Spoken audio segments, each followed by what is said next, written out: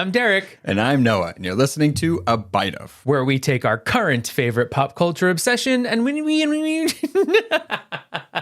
one nibble. enjoy it one nibble at a time. Dear God. I was like thinking of like, oh, but we're reviewing, so is it current? And I just kind of ended up discombobulating my own brain. It was like you got a time twister. I really did. Not a tongue twister, a time twister. A time twister. Today, very exciting, right? October, spooky season started. So we got that going. Loki's coming back. Season 2, the first MCU show to get a second season. It's pretty impressive. Very exciting. Mm-hmm. Very, very exciting. Tons of other spooky things that are coming out. But we covered the first season. Of course, we're going to be talking about the second season. And this episode is really a refresher for us, but also for you. You just have to listen to it. Feel free to go back and listen to the other 6 episodes that we did 2 years ago, and also listen to this one. Yeah, we usually do a before you watch, but technically you could listen to that, but now we have other stuff to kind of get us up to the current Loki season, even though the second season takes place right after the first one. So this is going to be interesting. But I mean, what is time? So does it really take place directly after the first one? It flows differently at the TVA. Mobius said that many times. There's so many branches right now. Before we dive into the sacred timeline that is now shattered, apparently. Good Make job, sure Sylvie. You're following us on all the social media platforms. We're on there. We got a Patreon. Exclusive bonus episodes. We just did Before the MCU Hulk. So that is out now. 2003 Hulk. That was fun. It was fun. So many green properties right now. We're really in a green moment here at A Bite Of. Spooky season is green. Like a zombie. All right. So let us officially take a bite of the Loki season 1 recap. It's like a recap, refresher. We're going to time twist ourselves a little back. Talk about season 1. Yeah. So spoilers. Lots of spoilers. For the entire first season of Loki. Hopefully. Will we hit all points? Probably. Maybe. I mean, how long would this actually be if we hit every single point from Loki season 1? Well, most of our episodes for the 6 episodes that we covered are about an hour. So about 6 hours long. At least. With a show that is about 54 minutes long at a time. Yeah. I did used to do special segments back then. So that is true. So if you want to learn about different trickster gods from around the world, tune into the end of those episodes. All right. So looking back at season 1, they incorporated the time travel that we got from Endgame really well into giving us a season of Loki, but then just expanding the universe because they were getting ready for phase 4. It was kicking that off. It was kicking off the multiverse.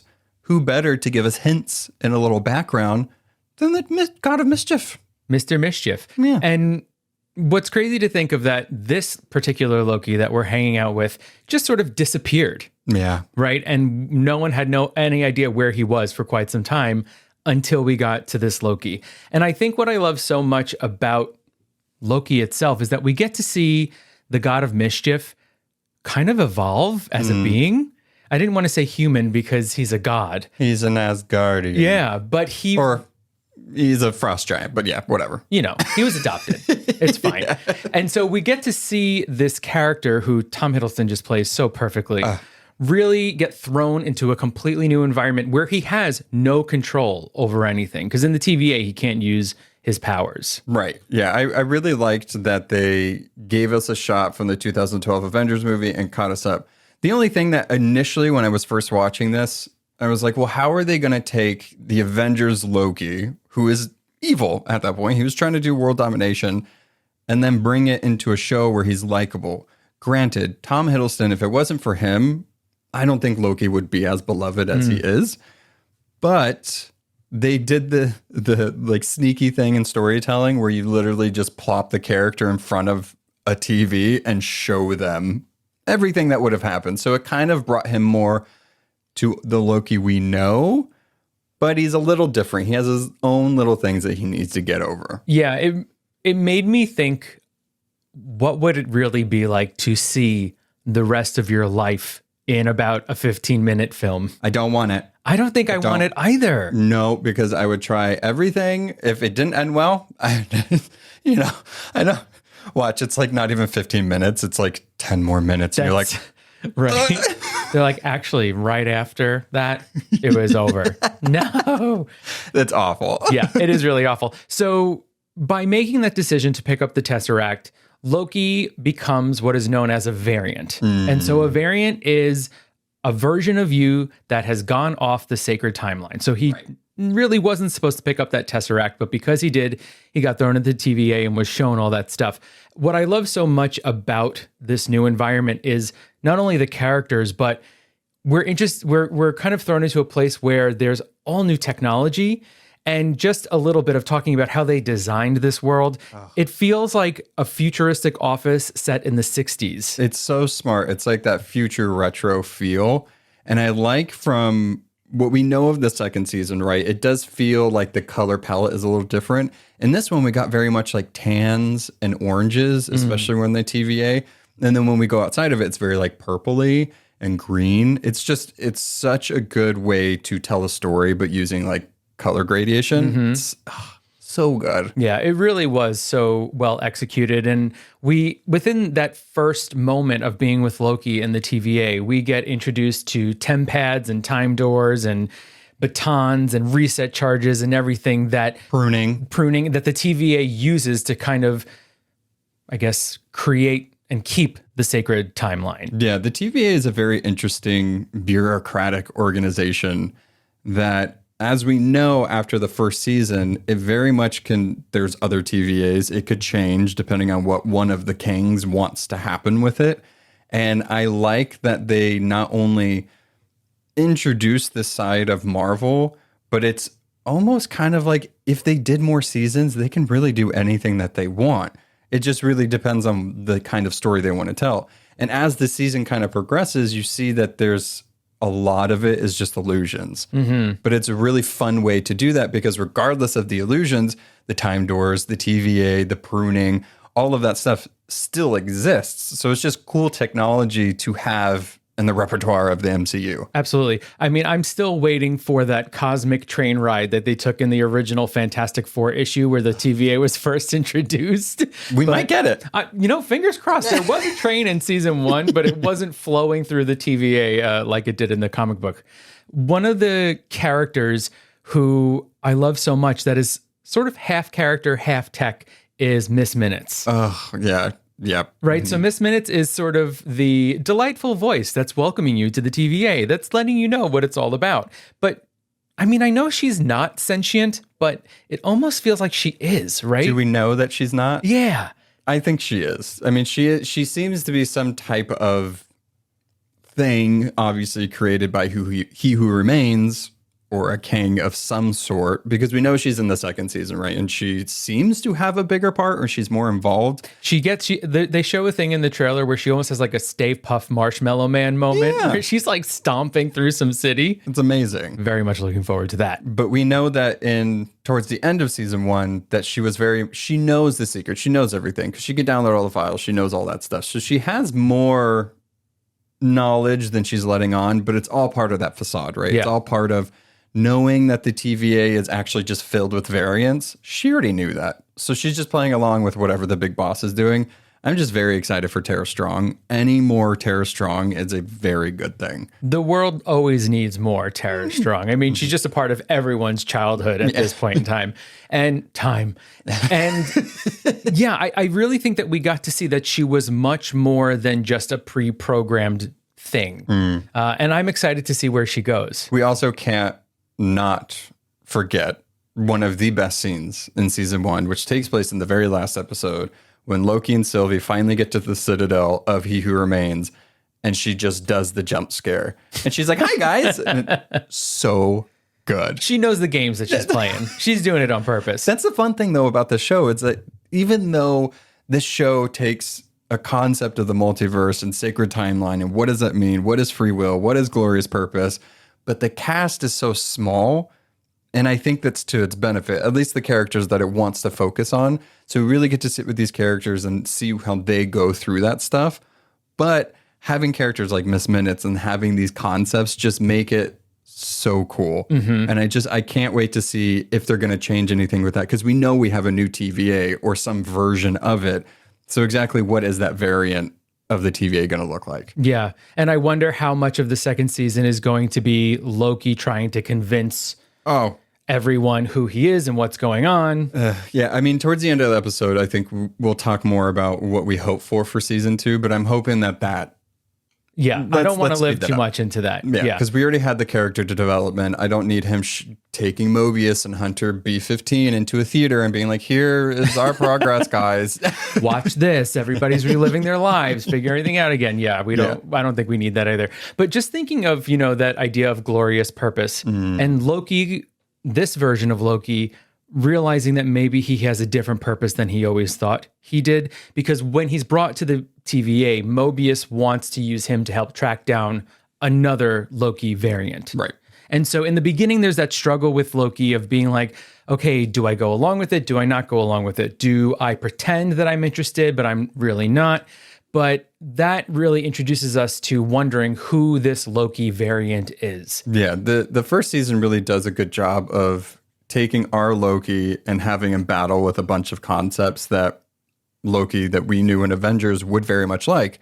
And one of the reasons, I think it's in the first episode, maybe the second episode, he starts wanting to play along with the TVA because he sees that they're just the most powerful thing in the universe, and he wants to know how can they have so many Infinity Stones as paperweights and they just don't do anything. Right. So it is a fun journey to see this Loki develop from Avengers Loki all the way to the Loki that we get that is in love with a version of himself, but also what does glorious purpose mean now for him, and how does he take down Kang? Because it's not right. It's not right. But then the whole concept of sacred timeline, right? Free will. It's a really cool concept to think about. But Sylvie, she is an interesting one because we see in the first season that she was taken as a child. And so she's had no free will this whole time because she's been hunted down by the TVA and by Renslayer this entire time. So when she finally gets to that decision of, you can take my place and be the god that you're always meant to be, or just mess everything up. So it's like the revenge or do bad things, but for a good reason. It's an interesting thing for her. I like Sylvie. Well, I think everybody likes Sylvie. I don't think there's a reason to not like Sylvie, but Sylvie has such, again, purpose here. She is fighting for the life that was taken away from her. And so she needs to figure out a way to kind of bring the TVA down or to mess it up to get revenge on them. And so she's going through these Nexus events and taking down teams of hunters that are coming after her and is succeeding in that. And I think that's where her strength comes in. But it's interesting that at first we're seeing her as an adversary, but then she does become an accomplice and a team member, but also you don't know if you can really trust Sylvie. I mean, I want to go back to kind of what she said in the last episode when Loki and Sylvie are given the options by He Who Remains of either do my job or kill me. Which one do you want to do? Obviously, Loki wants to do the job because, why would he want to mess everything up? And maybe this is what he was meant to do. And then Sylvie, she's spent so much time on the run and this is her main purpose. But I think in the grand scheme of things that maybe Sylvie had the right kind of motive, but maybe it wasn't the right way to do it, right? And it's like, I don't blame her for wanting to take down this facade in these lies. And that was her biggest thing in the first season. It was like, it's all lies. It's lies and nobody knows about this. So let me show all these people. Because she did that with Hunter C20, I think that was the name. And, even though she was just trying to get information, there was some kind of kindness behind it. And she got to see her as a human and before she became a TVA agent. So it's an interesting thing that I think Loki and Sylvie both do, just in a little different ways. It's almost like with the both of them, the question of, are they truly evil or are they acting in a specific way for a real reason that is very true to them? With Sylvie, she is killing these hunters as they're coming after her, but it's for that ultimate goal to give her some of her own free will back. and to take these down this organization that's taking away people's free wills, even if they're just children. Yeah, I mean, He Who Remains calls her a hypocrite because he's like, you killed how many people just to get to me? So don't come to me and tell me how I'm doing things wrong. I mean, granted, he's like destroying entire realities and different timelines, and she's just trying to get to him. But murder is murder, guys. It's just, and they're variants, which makes it also worse because all their memories were white. So Right. I mean, I want to talk a little bit about Loki and Sylvie's relationship and what it is. Right. So this season of Loki it solidifies Loki as being bisexual. Right. In the MCU, which was very cool. We see that in a conversation between the two of them on a train while they're trying to escape a doomed planet. Lamentous one. It was very purpley. That was probably my favorite episode of that entire season. So good. And we do really get to see them share who they are and what they've been going through. But we do have this moment where they manage to create a Nexus event just by talking to each other by a lake. Well, they're connecting, right? It's like, Sylvie, I think up until that point didn't fully trust him because, he had the TemPad and she jumped out of the window just to get the TemPad. It wasn't necessarily for him. Right. But I think at that moment, she's starting to see him as a person and be like, okay, we're in this together.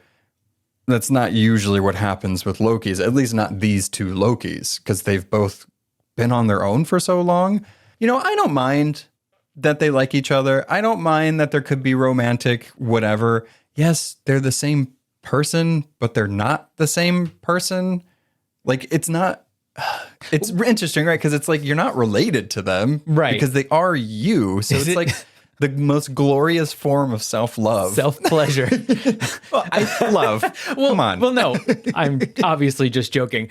The thing when they share that kiss in the last episode, right? It felt like it really took it over the line. But then I was thinking of, is this just an example of self-acceptance? Yeah, maybe. Right? I mean, if we want to think about it poetically rather than romantically, it's just these two beings that are the same person finally looking at each other and saying, I accept you for who you are and I love you. Why can't it be both? Well, sure it can. I just know if it weirds people out, I'm just saying think of it the other way. Yeah. It's a little bit of both. Yeah. Just like Loki said. It is weird because they're not cousins. No. You know? Ew. They're the same. Okay. Speaking of variants and other people that we meet at the TVA, Mobius Mobius. Mr. Owen Wilson. Played fantastically. It's so good. People obviously get excited when Owen Wilson is in a thing because he's a great actor. And typically you either love him or you hate him. This one, I think he really won people over. And it's kind of exciting to see like the younger generation finding these actors that we kind of grew up with because they're in a Marvel property. But, all they had to do was just make him like jet skis and really love Loki for who he was. I just love his look in this. I know that sounds so silly, but like the cool white gray hair, always perfectly coiffed, and he's always wearing his delightfully tan suits. It's a time agent, daddy. 100%. He is zaddy all the way. I think with Mobius as a character, when we meet him, he's doing his job, right? He's been doing it for eons. And right now they're going through this moment where there's a variant out there and he takes an opportunity to befriend Loki and kind of ask Loki to help him with what's going on. I think that he asks very interesting questions at the beginning and he's really just trying to figure this Loki out, but he really asks him questions. Like he's like, I want to know what makes you tick, but are you evil? Why do you do these things? And I don't think Loki's ever been asked those questions. So it was really funny to see this kind of desk dude, this analyst, ask this god that we were supposed to be scared of in Avengers these questions and Loki stumbling over the answers. So I think right from the jump, it's like, okay, this Mobius guy, there's more to him, but he's also a good dude. Yeah. And I'm rooting for him. I think that in order to get to where he is in the TVA, he must go through psychology courses. He must go through philosophy courses. No, they just wipe their memory and here you go. He knows the right questions to ask someone to figure out what makes them tick. Pun intended from TVA. Got it?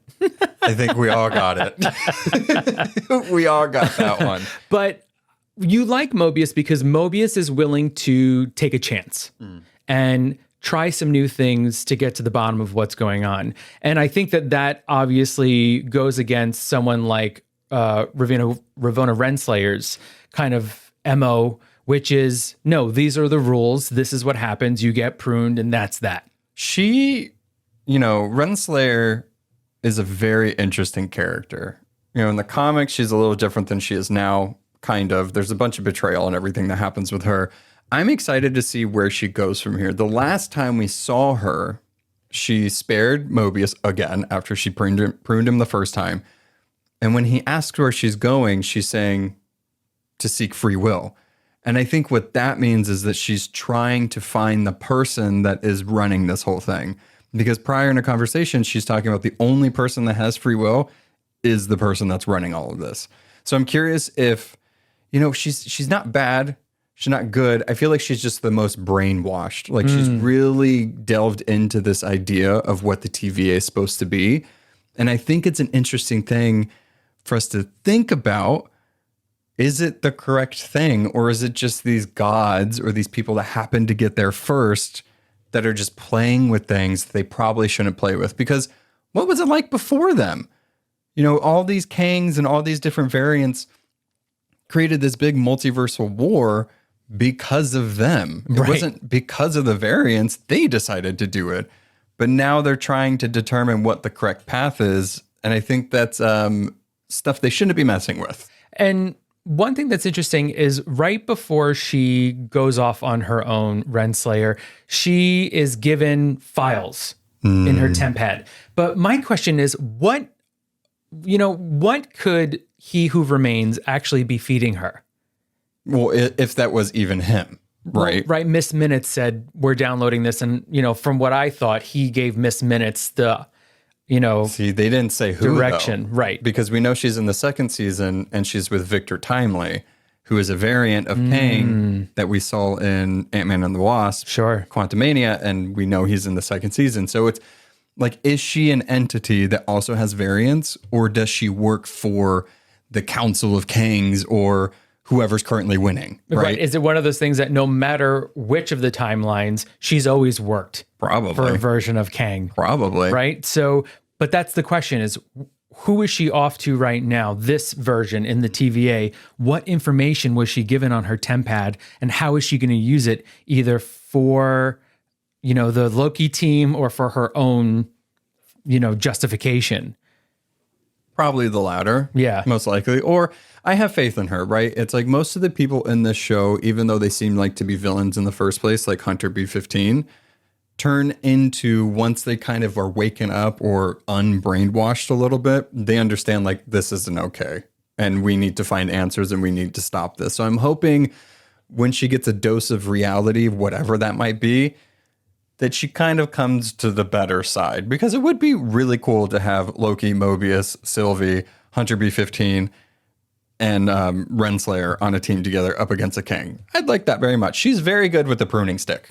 She sure is. I mean, in that last moment, Mobius is tired, right? He just got back from the He's void. not a fighter. He's been through a lot. He was riding around in that pizza van, and he gets there and he lunges at her once, and she's like, does some quick moves, and she like throws him on the floor. She's like, enough.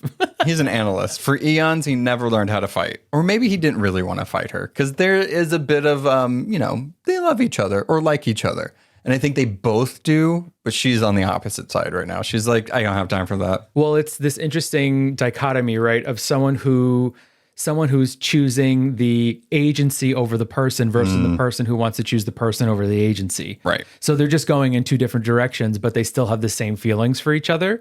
And for her, it seems much more like, I need to find out what's going on here for my own sense. Well, she would have been more likely to encourage whatever's happening with them if he just went along with it and he believed it, right? And just blindly followed her. But that's not who Mobius is now. He's been awakened away from that. Right. Speaking of awakened, and you mentioned them, Hunter B-15. So they're awesome, right? When we meet them, they feel very much like a foot soldier. They are just there to serve the TVA. They know what they have to do. They're pruning, they're doing everything. They're taking variants, they're capturing them.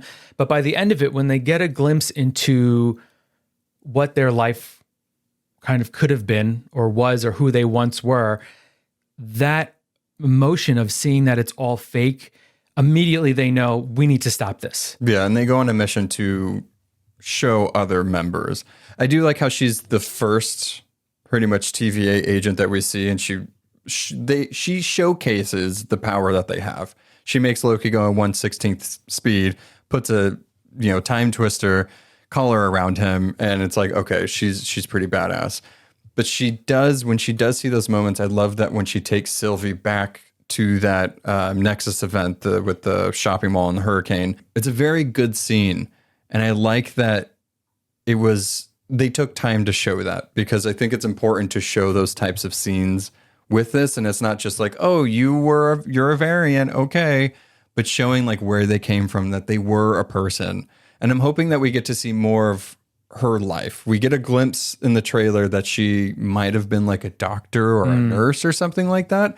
So I'm curious to see where she's from, because we know Renslayer's from 2018. And I'm curious where B-15 is from. Yeah, I'm excited to see that. And I really do hope that we get a glimpse into their lives to really know who they are and where they come from, because that's the reality that they have to deal with, of knowing who they could have been, but where they actually are now. So I think that's really exciting. Another person who works at the TVA who has such a small part is Casey. Yeah. He's what? A desk guy, right? Yeah, he does just like pushes paperwork. Shit. Yeah, exactly. He was great. I mean, I think a lot of people fell in love with him, and I'm very excited that he's now a series regular. He's not just a guest star, and he's only in like one episode and then 2 minutes of another one. So I'm very much looking forward to seeing more Casey. Exactly what his involvement is, I'm curious. But it looks like they're kind of just opening up the pool of people involved with this, because it looks very much from the trailer that we've seen and everything that we know that it's going to be going back and forth between the TVA and different timelines and stuff like that. So I'm happy. More Casey. He's great. Yeah, he's going to be part of a subunit that's going to be going off in another direction. That's my thought. Really hope that he finds out what a fish is. Aw. Because he doesn't know. Wouldn't it be sad if he actually was a fisherman or someone who loved fishing and they had to wipe it out? He was probably a marine biologist. Like, how much you want to bet that they're just going to pull at our heartstrings, and it's like his whole entire life he loved fish, and they wiped that from him. They sure did. They're so evil. They wiped it from him. Why, Kang? Why? So the first season really set up, it's interesting, right? It's like for most of the season, it's like we need to get this variant. They're going to make, the multiverse, whatever, and they're going to send everything into madness. And then it flips when you start finding out, okay, this place isn't really what it is. And then by the end of it, because it's a timey-wimey, wibbly-wobbly show, it reverts back to the beginning. So the last thing that we see is Loki back at the TVA after Sylvie pushes him through the door, and Mobius and Hunter B-15 are right there. But it's not the timekeepers that are the statues everywhere. It's Kang himself. So they don't know who he is. I'm very interested to see how they're going to go about that. I know that they're going to be looking for Sylvie, right? They're going to be looking for Kang because he's the orchestrator behind all this. And then also getting everybody else back up to speed. Yeah. It looks like, right, they're going to be going back in time and finding one of the original versions of Kang, and seeing where he came from. And I think in this new version of the TVA, it's like, well, why in this one is Kang the statue, right? Why did this Kang decide that he gets to be the figurehead and not hide behind the timekeepers? Well, Sylvie, when she killed him, he was like, I'll see you soon. An interesting thing is, and the confusing thing about this whole variant and the multiverse and everything is this He Who Remains, or is this a different Kang that just replaced He Who Remains? Or was there another TVA this whole time? It's a very interesting concept. I'm curious to see what happens. Like, Loki season 1 started the multiverse, and then we got Multiverse of Madness, we got Quantumania, we got all these other movies and TV shows and everything.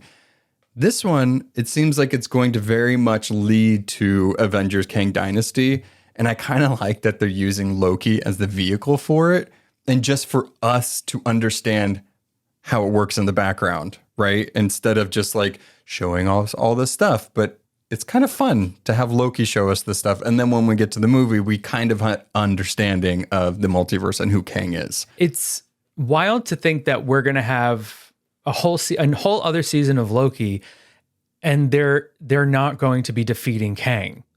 No, I mean, how can right? you? If it's leading to the Avengers movie that's going to be about Kang, then that means what is actually going to be happening in this season 2, just uncovering more mysteries, maybe figuring out who the Kang is that they need to destroy, or seeing what plan he's about to unhatch that we would need the Avengers for. So it's like, what is the ultimate goal of season 2 of Loki? Yeah, finding answers and then more questions after those answers. But I'm just very excited for them to find Sylvie again, right? It's like, where did she go after everything happened?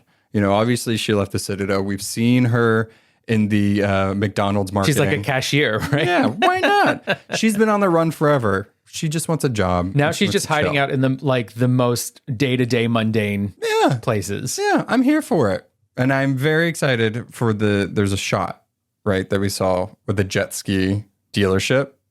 If Mobius is not there and or Loki does not buy Mobius a jet ski, very upset, and we should not be getting any more Loki after There that. better be a jet ski chase scene or something like that. Yeah. Otherwise, it's just foolishness. Absolute foolishness. Yeah. In the trailer, we also see what looks to be a new department of the TVA, and we meet Obi. I'm very excited to know what TBA stands for, though. Time, better authority. Making your time better. Okay. Yes, Obi. Yeah, I'm very, very excited for Obi. He's in the repair and advancements department, and it seems like he's very much like fixes things and makes things better and or not. And the only scene that we get from him is Mobius bringing Loki there because he's time slipping, which seems very much to mimic what we saw in Across the Spider-Verse, and like him being in other universes and he glitches out. Glitching out. So it seems like the same concept, which is nice because we're familiar with it, right? So he goes to Obi and he's like, can you fix him? And he's like, this isn't supposed to happen. He's like, yeah, but it's happening. He's like, can you fix it? He's like, no. Sometimes the answer is just that simple. Yeah. It's just no. And I also love that the actor has been in different multiversal movies so far. I'm very, very excited. He truly is the king of the multiverse at this point in time. Yeah, best character and Everything Everywhere All at Once, and now he's going to win hearts in Loki. Hopefully he gets an Emmy out of this. Or another Golden Globe. Yeah, I think it's Golden Globe, right? Well, he could get Golden Globe is for movies and TV. Emmy is for TV. So he could get a whole other pair of awards. He will. I'm hoping he's in it more, or maybe he's just the Casey and he's in it for a little bit and then it comes back. Mm-hmm. But I'm hoping that he's more in it than Casey was in the first season. Yeah. I'm very excited. So I think that's really it. Anything else you want to mention that you think we and our listeners should know about season 1 going into season 2? I just think maybe there's a hope. This is just a hope that we get to meet even more Lokis. Oh, I would be surprised if we don't see another variant of some sort. Because we learn in season 1 that when you get pruned, you just go to this place called the Void, which is just like a giant junkyard. And we met a whole bunch of other Lokis there, which is which was such a fun episode to watch. So I'm hoping to see more Lokis. Right. I am too. More Lokis. I'm very excited to see if we see other variants of characters that we know, right? It would be actually really funny if they showed a variant of Chris Evans as Captain America. Yes. Just like randomly and whatever. I think that would make people's would lose their mind. Whoa. Yeah. What about you? Is there anything that you think folks should know? No, I think,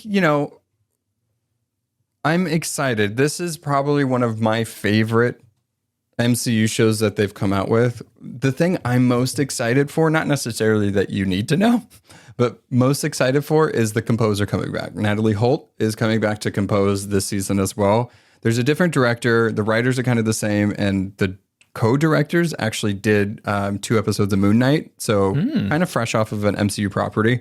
But Natalie Holt coming back as the composer is just the music, guys. I love the music. I'm very excited to see if they change it, how they're going to change it for season 2. Like, I'm sure we'll get familiar tones and notes, but it's a different time, it looks like, that we're going to. So we'll see. That's what I'm very excited for. I'm looking forward to it as well. I'm looking forward to more crazy time devices, more time hopping. Loki also had a lot of humor in it, which I'm sure we're going to get more of here.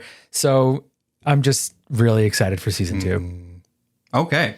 Well, that was a very quick time twister recap, refresher, things you should know, whatever, of Loki season 1 going into Loki season 2. All right. So see you on the other side, people. Our episode of Loki season 2, episode 1 comes out Saturday.